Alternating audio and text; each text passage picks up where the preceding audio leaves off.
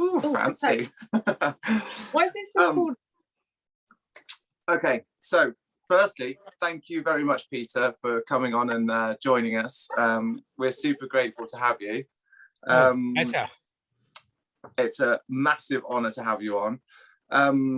Obviously, you know, you're massive international judge now, but, you know, in the past, international rider, pony team trainer, the list kind of goes on. And actually, just from my own point of view, my first experience of watching a Grand Prix was at Stoneleigh in the 2000, when you won with Gambrinus. And that was my first kind of moment where I was like, this is what I want to do. You know, I want to ride like that. That's what I want to do. So thank you for inspiring me. Great. Do you want me to tell you about the memories, Peter? Oh, yes. Go on then. No, I won't. That was a very long time ago, wasn't it? That was a super long time ago at Catherston, yeah. Yeah. Well, I bet you've got some good stories for us, Joe. Yes, yeah. Yeah. So firstly, tell us a little bit about your history from riding and from a training point of view, and a bit about your journey on the way up.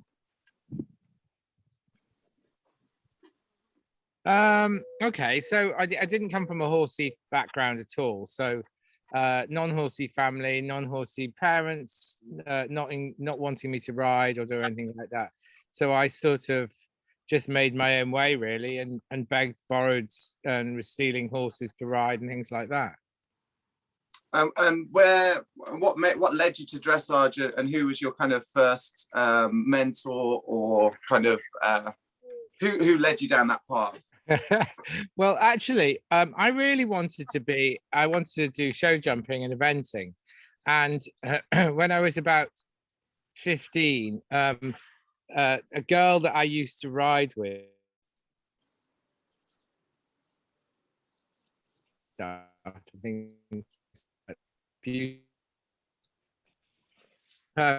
lovely parents, the horse box worked, and I was the sort of poor relation who used to go and hang around just so that I could be around the horse and stuff like that. And she got an interview to go down to Jenny Lauriston Clark's Catherston stud. And so she came back very excited. She'd been given a scholarship to go there, which basically sounds all very glamorous. It was basically, you know, working for nothing. But anyway, she got a job. She got a scholarship there. And I was so pissed off that I thought, well, I wanted to go and do that as well. So I then got an interview to go down there as well. And I managed to get a scholarship as well. So I went to Catherston as well, where I met Joe. And I'm sure Joe will tell you I was less than the ideal student. Oh, yeah, anyway. So, to be fair, John wasn't easy, was he, to work with? No. But it was all just a bit, it was all not good. But anyway, what it taught me was actually, I thought I was quite good at jumping. And one way of discouraging you from jumping is to make you think you should do dressage is when you're told you're a load of crap and you can't do it. So I thought I could jump and I was fine, and Jenny managed to convince me that I was useless. So I thought, oh, maybe I'm not very good at jumping, and I loved watching the dressage. So I remember seeing all these very fancy horses. You know, Jenny was riding Dutch Courage, and Dutch Gold was at that stage just a young horse, and so I sort of got into it that way. And what point did you think, okay, I can do this, I'm going to do this? Was there a moment in your career where you're like, actually, yeah, I'm good enough, and I'm gonna make it? I don't know really. He was always good enough, Catherston. I don't know. I don't know. I just never stopped trying. Yeah. I think that was my main thing. I never stopped trying. I can remember all the heartache of not feeling I'd achieved anything and all that. It's all every rider goes through the same. But I just always had this goal that I wanted to do it, so just did it. You said something really interesting to me once, a few years ago at a show, and I can't, forgive me if I misquote you a bit, but you said, and you might have been tongue-in-cheek, I'm not sure, but you said, the reason I got good at training is because I was talentless. I didn't have any talent as a rider. Now, I looked at you and I thought, oh, you're just, talking shit, or, having a laugh, because you obviously look like an incredibly talented. Do you believe that, or... No, I think I had to work at it. I had to work out to understand it. I had some very good people around that really, I think I could have gone either way. I could have either been destroyed and told I was useless and I would have given up, or, I would never have really made it. But I had some very good people around me that sort of understood me a bit more, and they encouraged me. And so it made me much more, what's the word, empathetic. I can't say the word. You know what I mean? Have more empathy with teaching other people and understanding the problems they're going through. Yeah. So I can. So do you think that helped you then, leading you onto that path when obviously you took on the pony team training job, which I mean is, I have to say, looking from the outside in, it looks like a nightmare of a job, and I'm sure it came with some difficulties. How did you find that? I like that, a nightmare. Okay, so what did I think? Well, I had quite a bit of experience teaching kids on ponies anyway. I had a few ponies that were on the team before I started. But then I realized that I really wanted to make it, when I started it, I realized that there were so many riders that didn't really have an understanding, and it was a bit just wham bam, crashing around, and anybody that had a really good pony did better.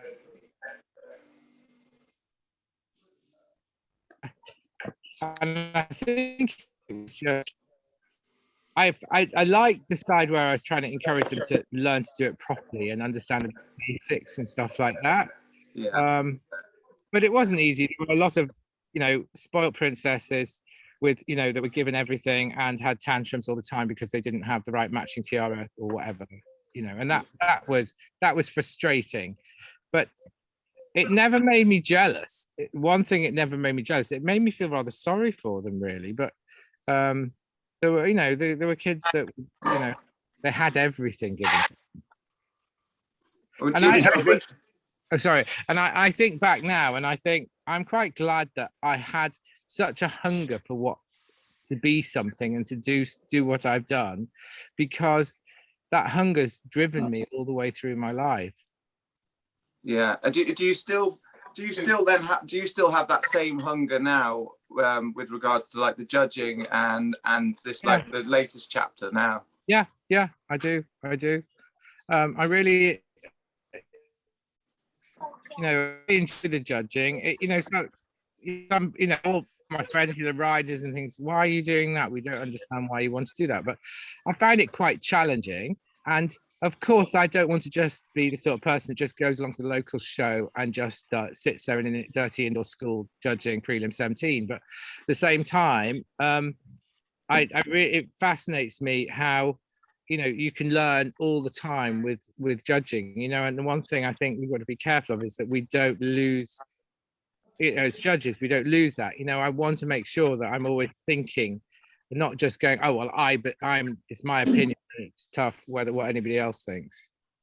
But it's quite good with judging in panels and things like that. And I mean, international judging is a pretty hard sport, in the sense you have some very opinionated, strong-minded people, especially some of the ones from Germany and Denmark. They can be pretty tough, and they can if you're not strong enough in your character, they'll squash you.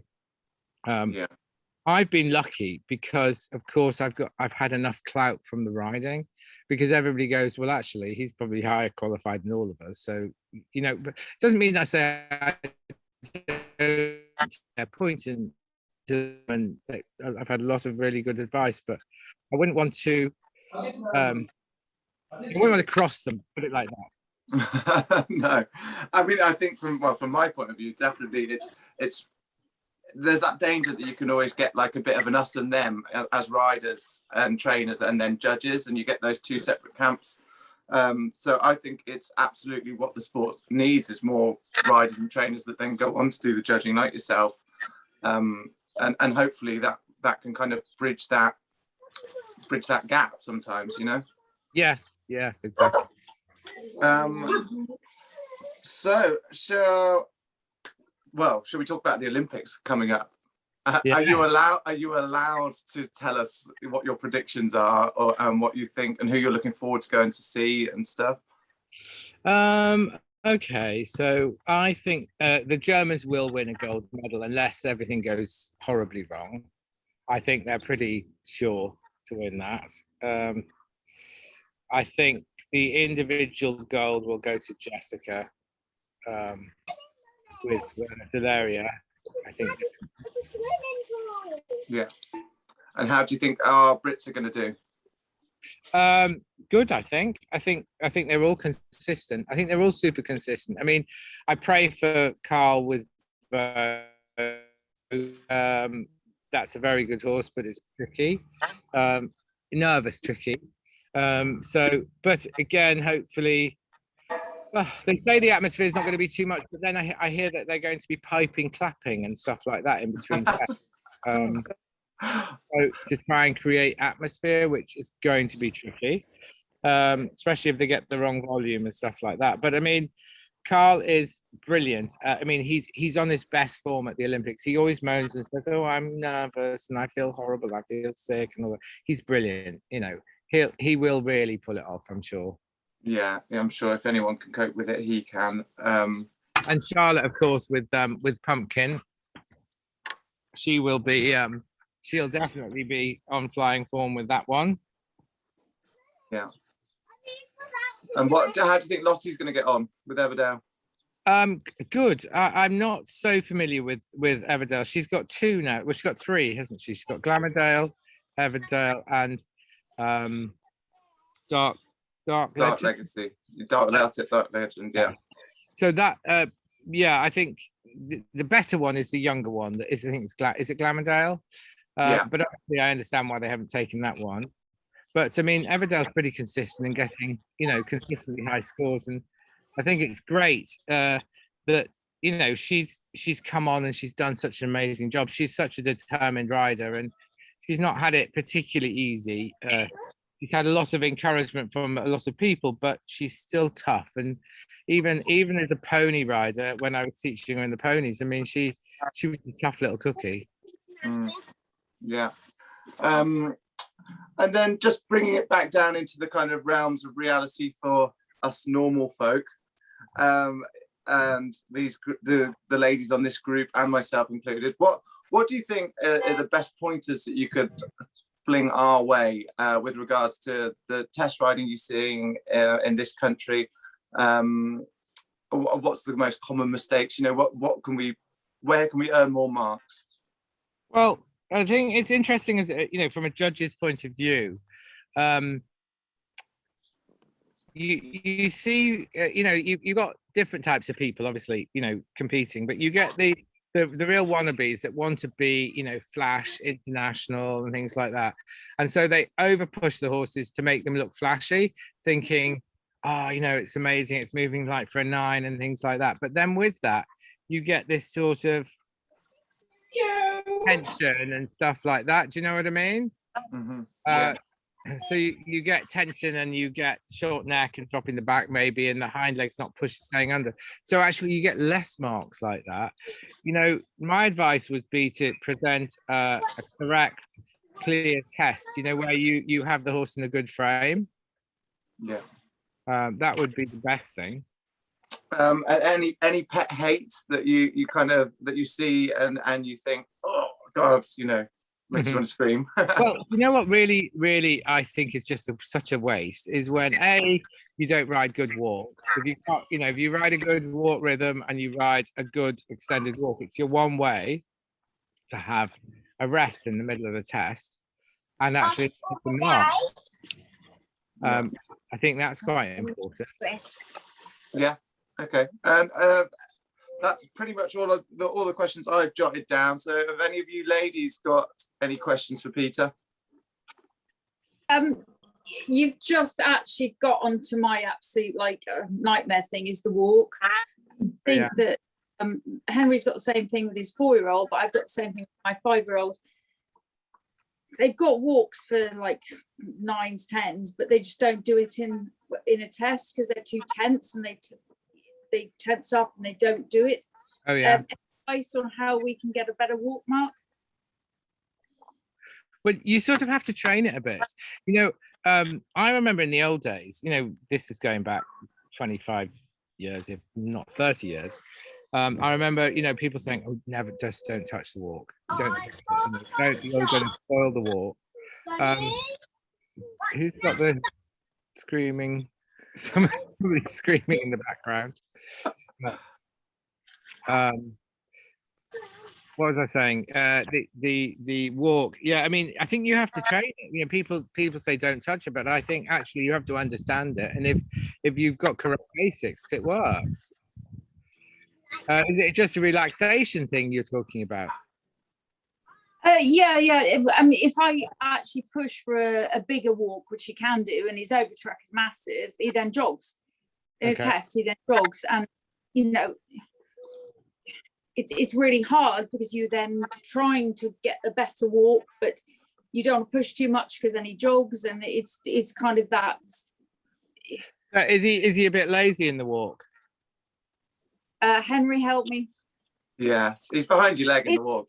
Yeah. And then you put your leg on, and instead of him moving through the body, he just jogs as a way out of that. I think that's my opinion. Yeah. Okay. It's got better though. Yeah. Mm. I mean, it's way better. I think it's especially difficult on a young horse, when they're kind of arena shy, and they haven't had that exposure and experience, and you go into a new ring and they hold their breath. Sometimes you can't push, and that's just a case of getting out there and doing a bit more, I think, isn't it? I think so, yeah, exactly. But it's sort of, it's one of the paces that shows up a little bit. Do you know what I mean? If you've got some testing in the test, the trot you can quite often get away with it, and maybe the canter, but the walk it can show up a bit more. Okay. Definitely.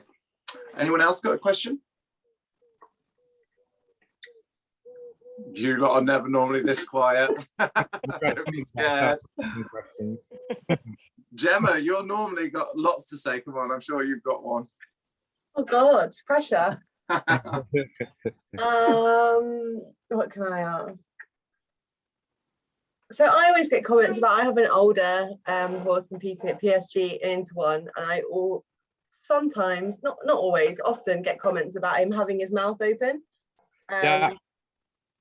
And Henry, you'll have seen that's kind of how he holds his tension, isn't it? So I guess my question would be, in your experience, is that something that can be changed, or something that can be improved, or is that something that I'm always going to have to just deal with? And no, you can. And do you know what? A good judge, I mean, occasionally, we all slip up and don't say it in the right way, but a good judge will not keep directing you to the mouth is open. They should keep directing you to it's not engaged in self-carriage enough.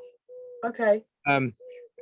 Because otherwise, if I say to you, your horse's mouth is open, and if your horse's mouth is not open, you're going to get high marks. What are you going to do? Shut its mouth. Tighten the noseband. And and now we can't tighten the nosebands that much because they I don't know whether it's so tough here, but I mean FEI, you have to have them fairly loose. So it's all about teaching them to have a bit more self-carriage and engagement. So that is quite an easy thing to sort out, and it is important. What do we have? We have rhythm, one of the most important in the scales of training, contact, suppleness, those three things early on stages. I mean, if you don't have those, you start to tick off those marks. You chip away at having good marks. Yeah. Okay. You lower everything. It's like, mouth open, which is really lacking engagement and self-carriage, then you're down to the 6 range sometimes, and maybe sometimes more. It depends whether he's really got his mouth open. Okay. That's So helpful. Thank you. if you know, and I think you can be clever because I had a horse which had a really horrible contact. He was terrible in the contact. Gambrinus, he was never great in the contact, and I used to have to hide it quite a lot to stop him looking like because sometimes he would open his mouth looking like he was going to vomit. I mean, it was that bad. So I had to keep him quite light, light in the contact. If he got heavy and stiff, then I was stuck. That's so fascinating to hear. Because I would never have known that about him. Yeah. I can remember doing one-time changes, going on the circle at Windsor. Oh yeah. And it was on the grass too. Do you remember that? Yeah. That's awesome. I always remember that. Yeah. Henry, can we learn that next week? Yeah, once you've got his mouth shut because he's in self-carriage. Anyone else got a question? Apart from the toddler. Sorry. That's all right. She's in the paddling pool. It's the only way I can keep her quiet. Joe, you must have a question. Oh no, I make that. Well, I've talked to Peter quite a lot anyway, haven't I? So you can always. You might have the right question to Tell us ask. a story instead, Joe. Tell us a story. No, I wouldn't dream of it. Peter was an incredibly dedicated person. He really, when I knew him at Caverstone, he really wanted to do well, and I always remember that. And I can remember, well, we all know John Rose, don't we, Peter? Yeah. Tried to squash you so much, but you would never be fucking squashed. And you know what? That really impressed on me. And Jenny, to be fair, she would say some fairly cutting comments to all of us, and I can always remember she gave rise to other people, but it made us more determined, didn't it, Peter? Absolutely, it did. I mean, she crushed me quite a lot, and I still regard her as I still hold her in high esteem, amazing high esteem, but she gave me the ability to really think, fuck you, I'm going to show you. Yeah, good. And you're the same, aren't you, Peter? Absolutely. I've got a question. We all need to take away a bit more fuck you. No, but it's true though, isn't it? It's true though, isn't it, Peter? Absolutely, you have to. Because they had the ability to completely crush you there, and it did teach me to think you have to have capacity to succeed. You definitely need a certain amount of resilience, don't you, in this sport? How do you find judging your old friends? Well, hopefully they're still your friends. I mean, hopefully you haven't lost any. No, it is tricky. It can be tricky, and I've only ever had one person complain, and I was a bit taken aback, really. But no, everybody's been really nice, and I just try and the likes of the really the top riders and things like that. They know what they're doing. They know exactly what mark they should get, and when they don't get it, they want to know why. But also, I think it's really important that we show them, look, that's really good. Say take Carl at Wellington, say for example, and Charlotte. They both had a few blips in a couple of their tests, and I gave Carl a 10 and a 1 because in the same test. But that's how it should be. We shouldn't be scared to give marks, and it drives me mad, these judges that give 6s and 7s and 7.5, and they think they've just awarded the Olympic medal by giving a 7.5. You shouldn't be scared. I don't think a judge should be scared to give a 1 or a 10. But it has to be, rewarded for good things and really bad things. Yeah. And is that something that because obviously you're the chair of the judges committee, aren't you? Yes. So is that something now that you're like directing down the line? And is there other things that you're directing down the line? Are you trying to shake things up or? A little bit. I think what I'm trying to do is encourage people to really understand the sport, and then of course marks come easily. I think, you know, 20, 30 years ago, we had a fairly small sport in this country, and things have really moved on, haven't they? I mean, we're now on the international stage, being highly, you know, a good contender for medals and things like that at various different stages, seniors, juniors, young riders, blah, blah, blah. And I think now we've, I'm just trying to think how I'm going to say it. Have you gone off? No, still here. We're listening. Oh, Still. sorry, it just went all Dish the dirt. Yeah. Don't leave us.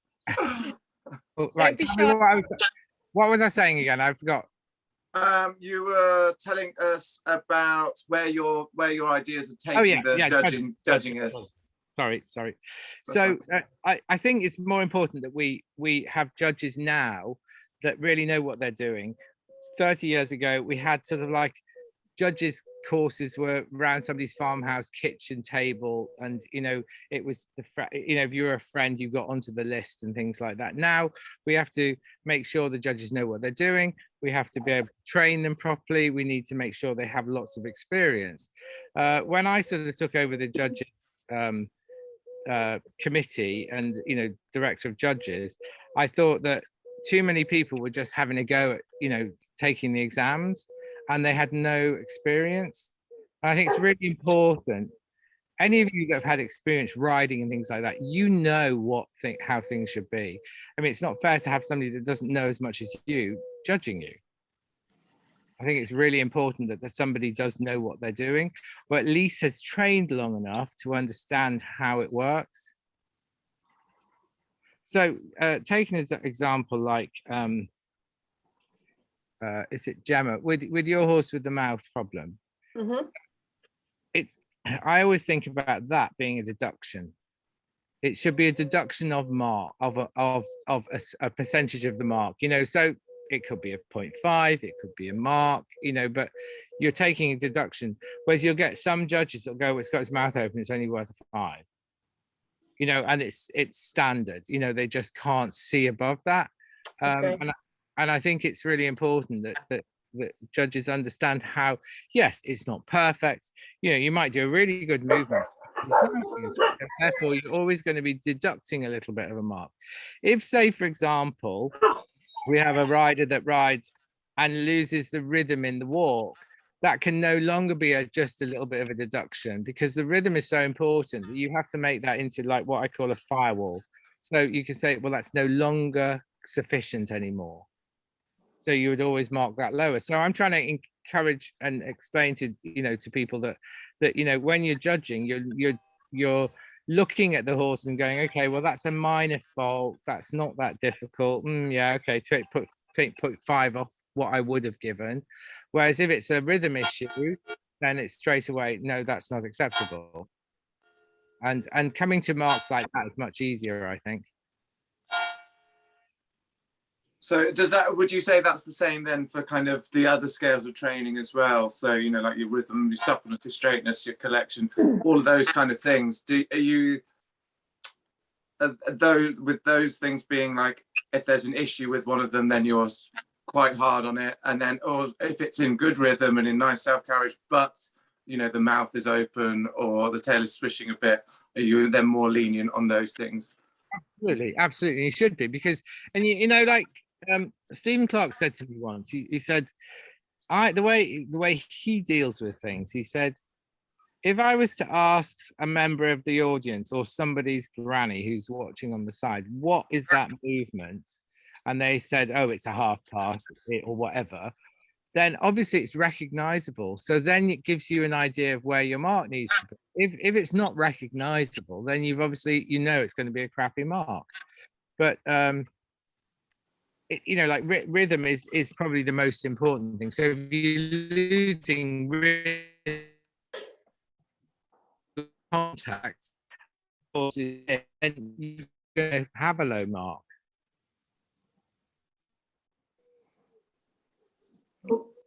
We lost him. Lost it, yeah. I can't use it. Are you back?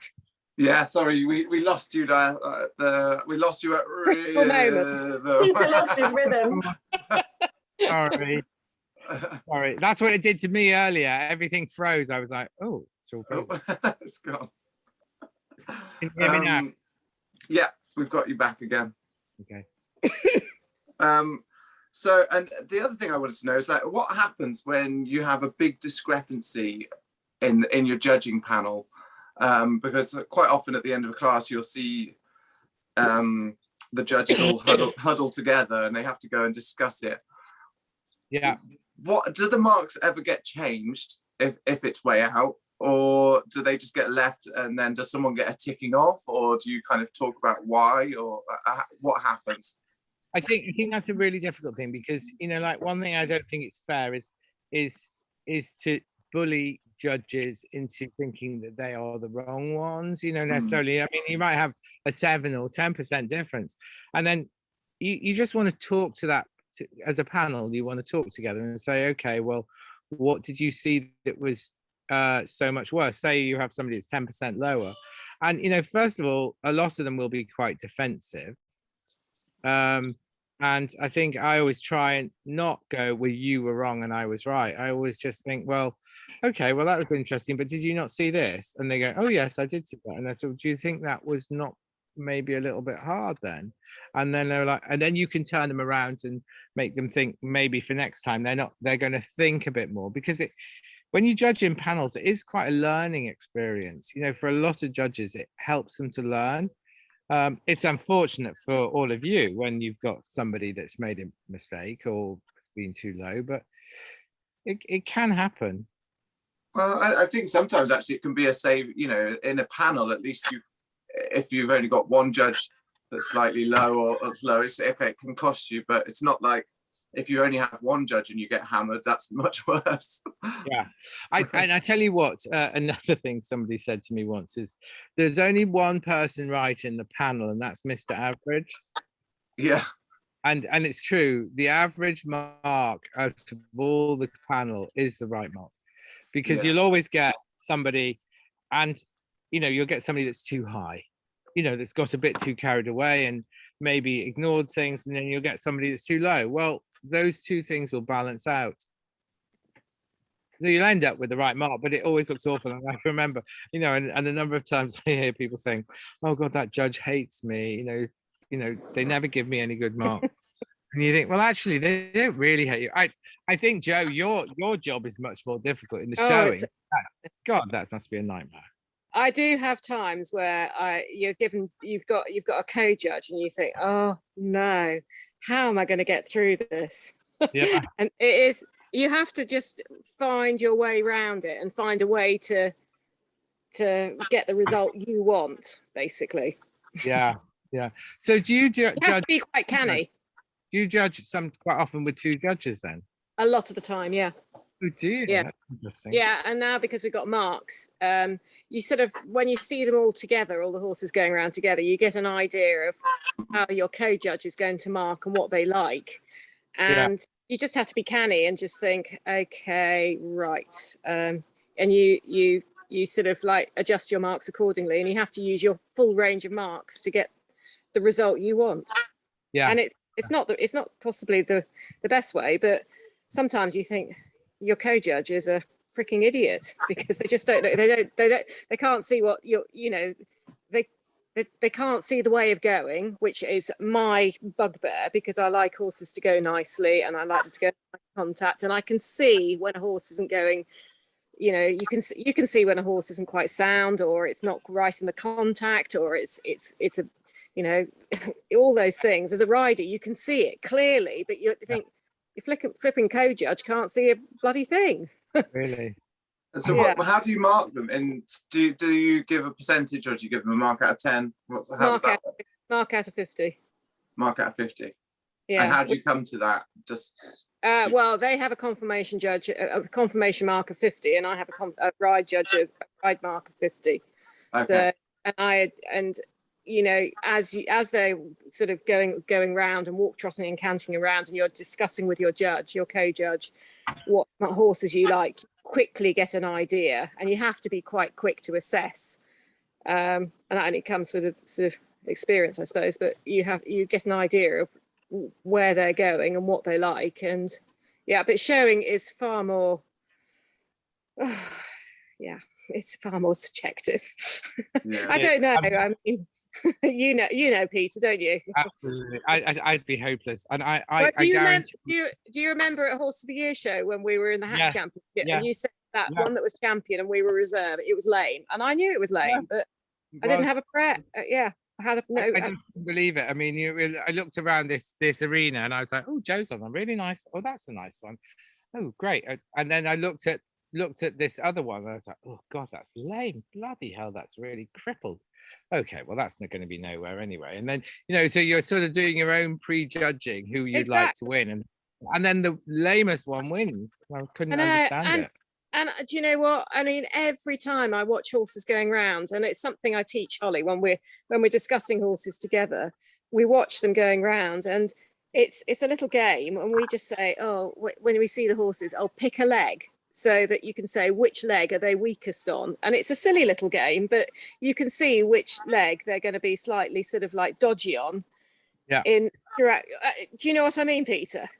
Yeah, when they're going round, you think, oh, near foot, you know, off hind or whatever, and you just think, and sometimes it's a contact issue, sometimes it's a proper lameness issue. Yeah, absolutely. But yeah, and it's interesting, and it's also interesting riding other people's horses as to how the fricking heck they can carry on riding them when they feel so horrible, because I think my horses to feel really nice in the hand and really rideable, and Absolutely. So many of them are not rideable, and it makes me, I come away thinking, I rode one the other day to try it to buy for a client, and I just thought, oh my God, I can do so much more with the contact in this, and I just thought, oh, how do they carry on, and how do they need a Boswell bridge. Oh, it's an absolutely, everyone needs that. Everyone needs a Boswell bridge. Bridging the reins. And don't do it to me, Henry. But why have you never taken my stirrups away? You keep taking stirrups away from everyone. You haven't done it to me. You're on a baby, so I let you off. So, and as rise and trot's good. Oh, so it's not because I'm perfect. It's not because you're perfect. Oh no, I was fucking brilliant. No, I mean you are pretty damn good, but the stirrups will be coming away soon. My core is rock hard, I promise you. You want to come and do my ab workout? I'd like to see. Can that be the next Zoom, please? Abs. No, I probably, you want to come and line up, but no, okay. Obviously, I'm not perfect, but you can take my stirrups away, Temry. Okay, I shall. I've just got one of those things you stick around your stomach and you have to whirl your stomach round and round and round. Right, ladies, has anyone else got a question for Peter, or should we let him get on with his evening? Oh, I thought I've got one. Let's have a Zoom of your garden, Peter. We've got two more. We've got two more. Sorry. Go on, Steph. You go first. Can you explain what you look for in the submission mark, please? Because it seems. Oh, she's gone. Oh, she's frozen.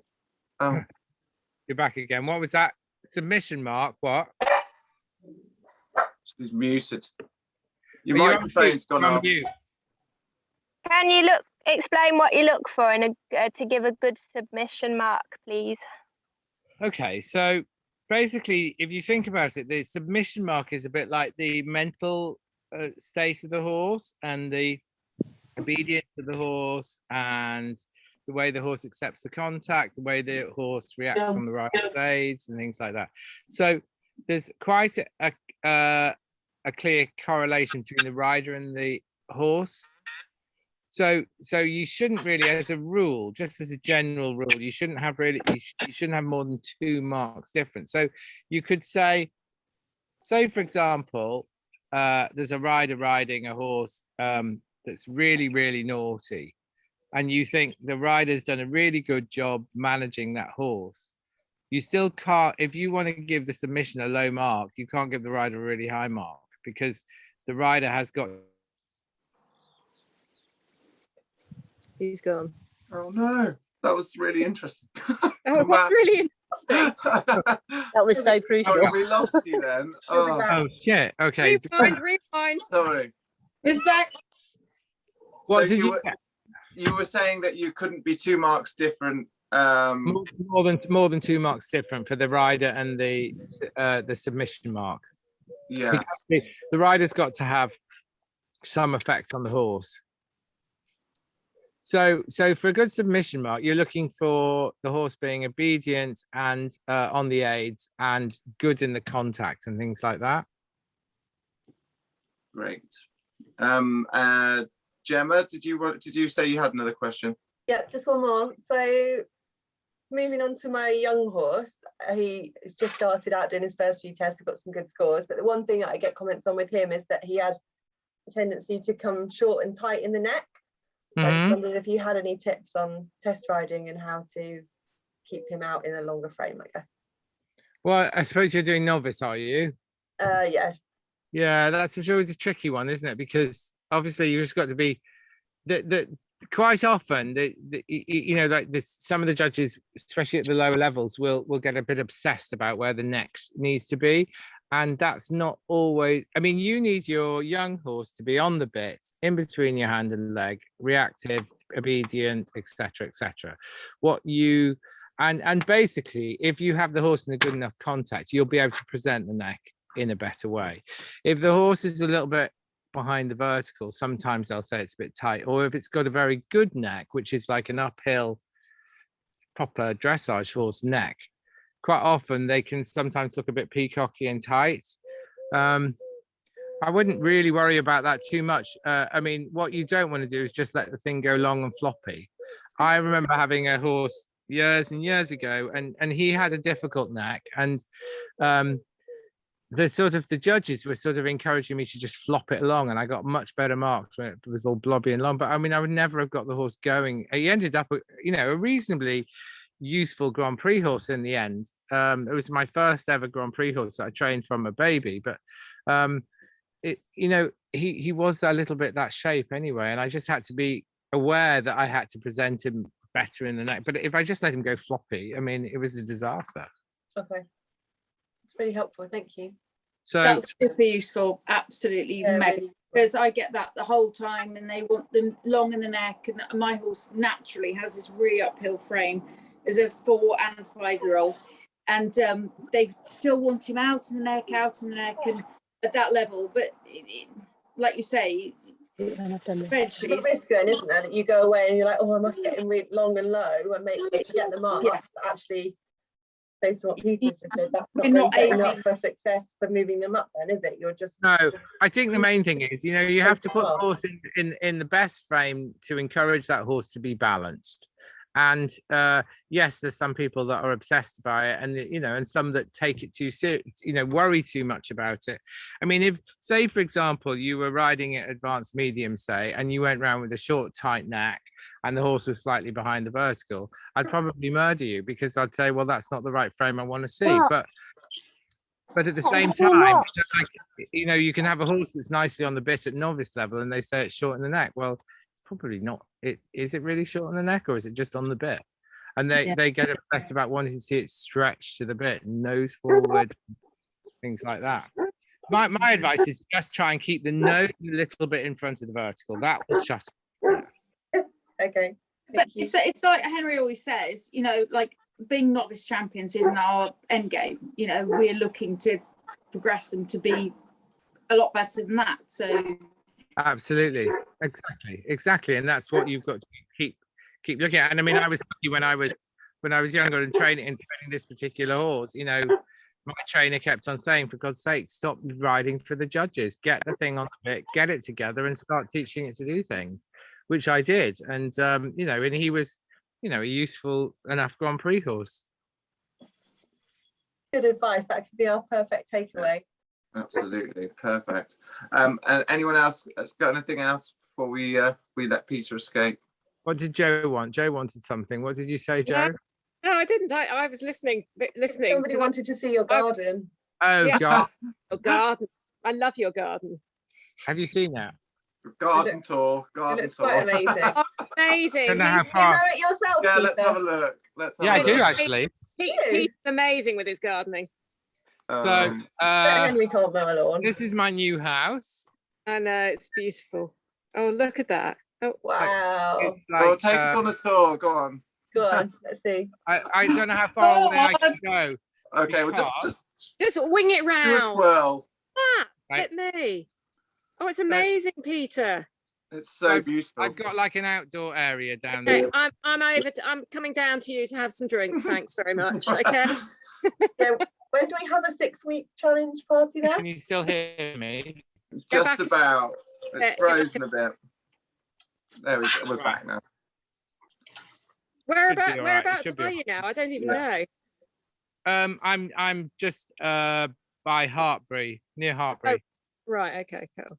Next time we won't need Zoom. We'll just come to you. Yeah. Exactly. It looks lovely. It looks really beautiful. Thank you so much, Peter. Not at all. A pleasure. Great. Yeah, To see you. you're an absolute star. That was so good.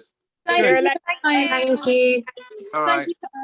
All right. Bye. Be in touch. We'll see you all soon. Thanks, guys. Okay. Thank you. Thank you. Bye. Bye. Bye. Bye. Bye.